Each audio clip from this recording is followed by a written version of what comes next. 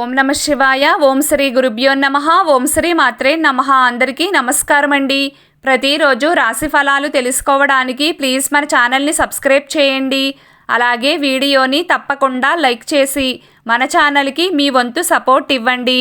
గోచార్య రీత్యా వృశ్చిక రాశివారు ఎటువంటి శుభ అశుభ ఫలితాలు పొందుతారో తెలుసుకోవాలంటే ఈ వీడియోని స్కిప్ చేయకుండా చివరి వరకు చూడండి. వృశ్చిక రాశివారు ఈరోజు మొత్తం చాలా చిత్రమైన ఫలితాలను పొందుతారు.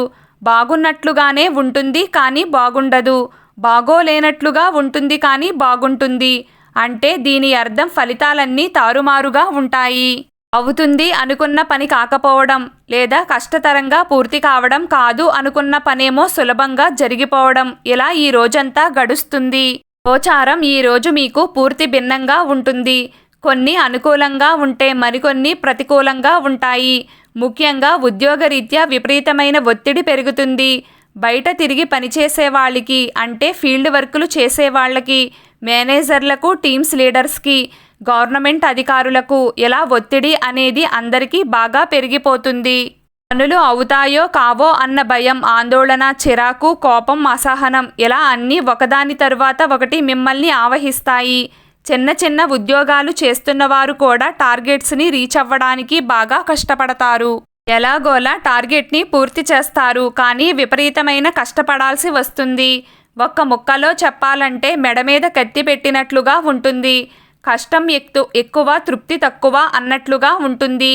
ఇంట్లో వారి దగ్గర కూడా మాటలు పడాల్సి వస్తుంది. బాగా అలసిపోతారు.